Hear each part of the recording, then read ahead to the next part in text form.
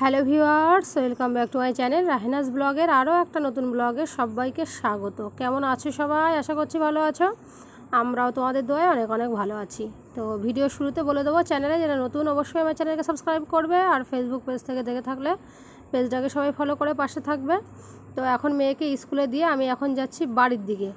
আর এই যে রাস্তায় উঠে গেছি, রাস্তা পার হয়ে এই পাশে চলে এসেছি, বাড়ির দিকে যাচ্ছি। আজকে আমাদের এখানে অনেক ওয়েদার ভালো, জানো তো, সারাদিন আজকে বৃষ্টি হয়নি। আমি তো পরে ভয়েস ওভার দিচ্ছি।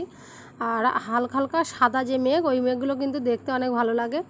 তো রোদ্দুর আছে, সাথে অল্প অল্প হাওয়াও আছে। আর আমাদের কলকাতার দিকে তো প্রচুর গরম পড়ছে, কি করব। তো আমাদের এদিকে বৃষ্টি যখন থেমে যাচ্ছে না, তখন কিন্তু গরম লাগছে, জানো তো, ব্যাপক গরম পড়ছে। তো যাই হোক, বাড়ি চলে এসে খাওয়া দাওয়া করে নিয়েছি। মেয়ের জন্য গোলা রুটি করেছিলাম, তাই আমি কলা দিয়ে খেয়েছি। আর এখানে ভাত বসিয়ে দিয়েছি, ভাত প্রায় হয়ে গেছে। আর রান্না হবে লাউ। আগের দিন চিংড়ি মাছ নিয়ে রেখে দিয়েছিলাম ভাজা করে, সেটা লাউ চিংড়ি করব। আর রান্না করব 2 পিস মাছ আসছে, টমেটো দিয়ে রান্না করব। তো যতটা পারি তোমাদের সাথে শেয়ার করব, সঙ্গে থাকো। আর এদিকে আমি জামা কাপড় কেচে দিয়েছি ভাত বসিয়ে নেওয়ার পরে। কেন জানো তো, বলা যায় না, আকাশের ব্যাপার, রোদ হচ্ছে বলে বৃষ্টি হবে না তার কোনো মানে নেই। তো আমি সামনে যেহেতু ঈদের কাচাকুচি কিছু করতে হয়, রেগুলার প্রতিদিনই কাচাকুচি হয়, তারপরে যেগুলো রেগুলার কাচা হয় না সেগুলো কাচাকুচি করে নিচ্ছি, কারণ সামনে আর 2-1 দিনই আছে ঈদ।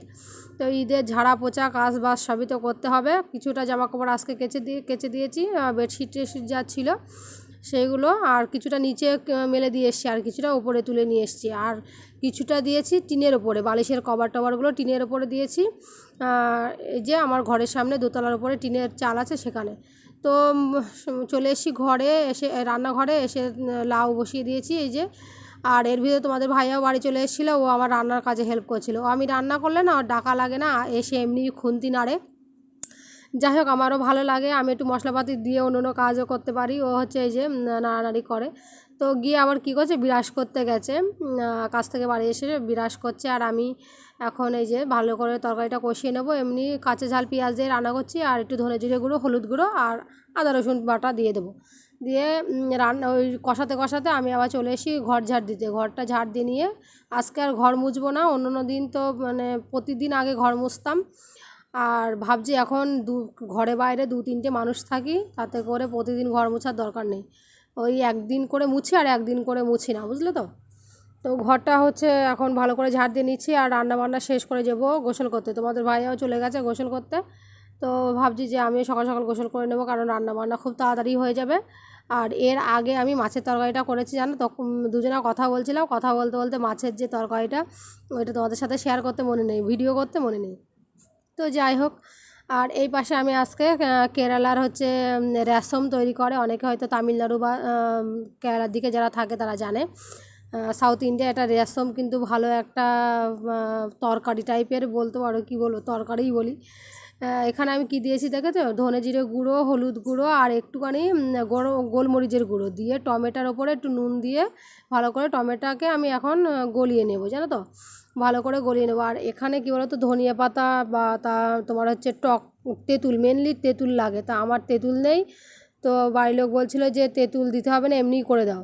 তো আমি সেই জন্য এমনিই করে দিচ্ছি। তেঁতুলটা দিয়ে করলে কিন্তু ব্যাপক টেস্ট হয়, জানো তো, রেশমের। আর রেশম পাউডারও দিয়েছি, রেশম পাউডার দিয়ে দেখো। এখন একটু রসুন কুচি করে দিয়েছি, সরি, রসুন থেতলিয়ে দিয়েছি। আর এই যে ঝোলটা একদম পুরো হয়ে এসছে, কি বলে, ফুটে এসছে। এখন আমি কারি পাতা আর ওই শুকনো ঝাল দিয়ে ফোড়ন দিয়ে নেব। আর এখন বাড়িতে ছিল মেয়ের একটা তেঁতুলের আচার, তো ভাবছি যে সেটা দিয়ে, এই যে রেশমের পাউডার বললাম না, রেশমের পাউডারটা এখন দিয়ে দেবো। সরি, এর আগে দেওয়া হয়নি, এখন দেবো, অল্প করে দেবো একটুখানি। তো ওর জন্য একাই করছে, আমি বলছি যে দেওয়া নেই, খাবো না আমি, তেঁতুল দেওয়া নেই, কারণ তেঁতুল দিলে টেস্ট বেশি ভালো হয়। তারপরে ধনিয়া পাতা টাতা, সেই জানো তো, যেমন গুড় দেবে তেমন মিষ্টি হবে প্রত্যেকটা জিনিসেই। তো এখন আমি এই যে কড়াইতে অল্প একটু তেল দিয়েছি, আর কারি পাতা, এখানে সর্ষে দেয়, আমার কাছে সর্ষে নেই বলে দিলাম না, কারি পাতা শুকনো ঝাল ফোড়ন দিয়ে নিয়েছি এই যে। তো রেশমের সেন্টটা যে এত সুন্দর লাগে কি বলবো, আর সাথে খেতেও সুন্দর লাগে, জানো তো।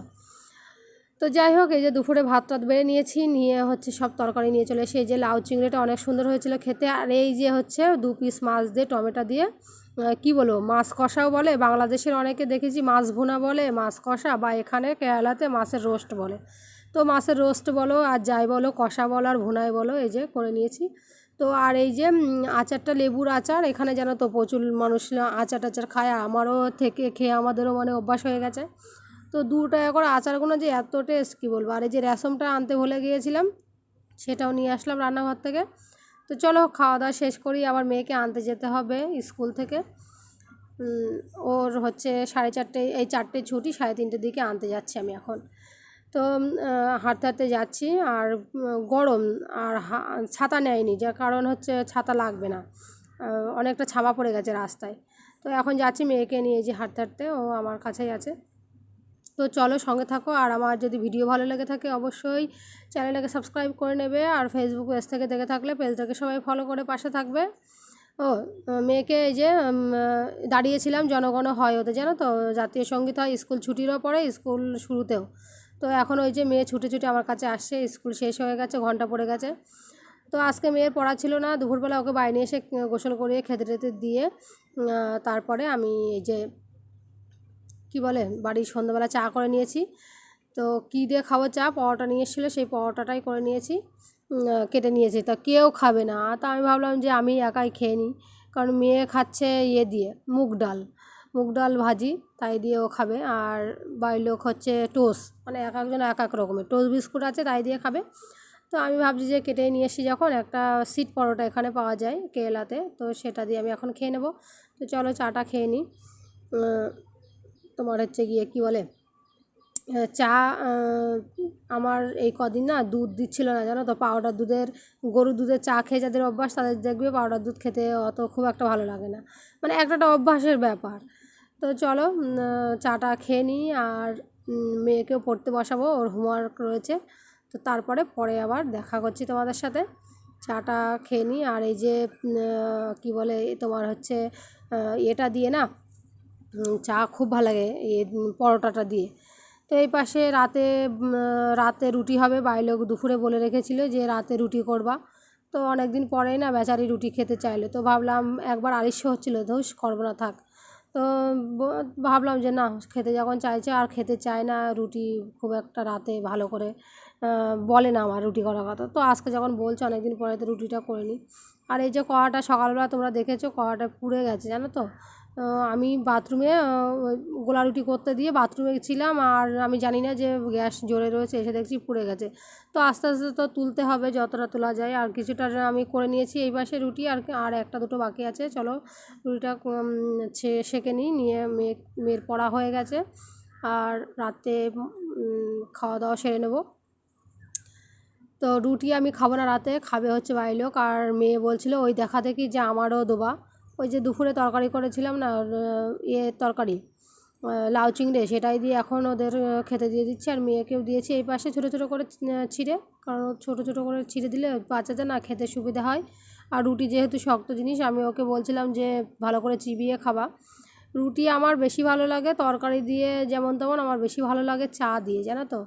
আর এই যে চলো খাওয়া দাওয়া করে নিই, আজকে ব্লগ এতটুকুই, দেখা হবে নতুন কোনো ভিডিওতে। ততক্ষণ সবাই ভালো থাকবে, সুস্থ থাকবে, বাই।